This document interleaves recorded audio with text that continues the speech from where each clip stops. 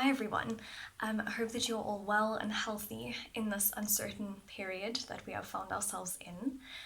I know that you guys got your DP1 results back this week, so I just wanted to chat a little bit on that and how you can, what to do now that you've got your results back, and how you can actually reflect on these results and turn it into a positive learning experience. So just before we start, I just want to say that it's okay if you're feeling terrible about yourself, and if you have failed, and if you're feeling disappointed, or if you didn't do as well as you expected to do, or if you just feel like this is a moment that you've been dreading and now it's here and you don't actually know what to do. So yeah, I think one positive thing is the fact that you got your results back in the comfort of your own homes. Most people don't have that benefit. Most people have to get their results back in class. They get all of their tests in a pile and they have to go through that pile and kind of calculate whether they've passed or not. And that's not always the nicest experience to have to go through. So the fact that you were able to get your results in the comfort of your own homes is a positive. What's maybe not so positive is the fact that you don't have the benefit of that one-on-one time in class with your lecturers to actually do damage control on your results. So how do you actually do that damage control? What I think is crucial at this stage in your journey is to actually do some reflection. If I can use the analogy of CTA as a marathon, DP tests are your training sessions leading up to the actual marathon and crossing that finish line.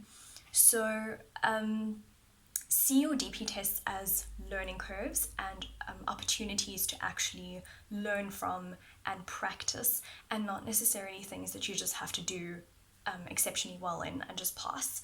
It is something that you do have to pass or get that 40%, but that's only to get into your exam.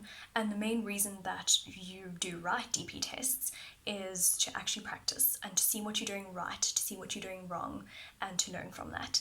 So what is crucial to do at this point in the process is to reflect and to sit down with yourself and to figure out what you did right, what you did wrong, and what you need to improve on. And that's maybe more challenging than it seems, because a lot of people know that they've done something wrong, but they don't know how or where. So it's important to actually go through the whole process from the beginning and try and figure out where it is that you went wrong. Starting with being in class and with studying. Okay, first of all, did you attend class? And then leading up to that, did you study your work in every week? Did you study properly during DP week? Did you keep up to date with everything while during DP week as well? Did you maybe not practice enough and just study the theory? Did you not practice under exam conditions in the actual test? Maybe you just got really stressed. Maybe you didn't read the required properly. Maybe you didn't use your reading time properly. Maybe you misinterpreted a question, or maybe you didn't know that work to begin with.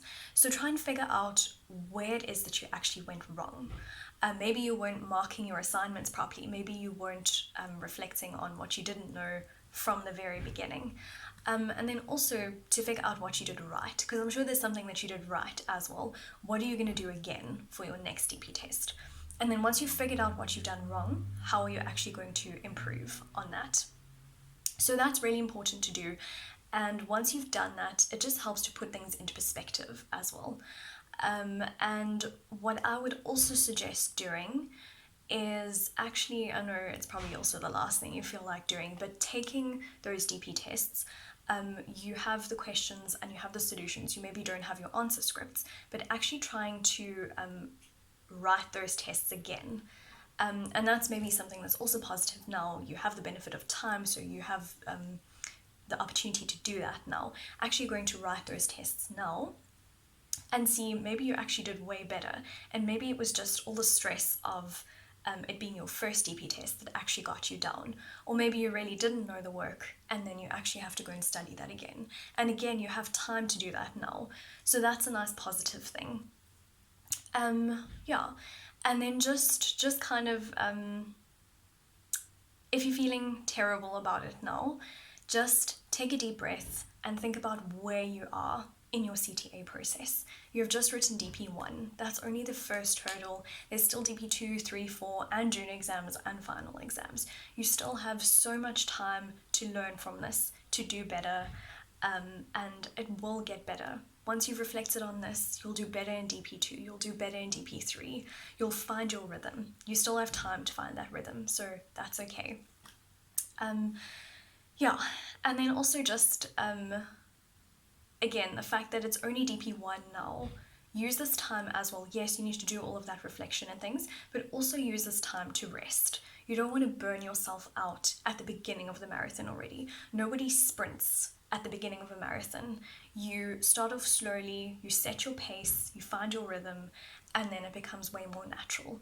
So yeah, use this time to rest as well, and so that when you get back, you can go full steam ahead and you can be ready for the challenge of DP2.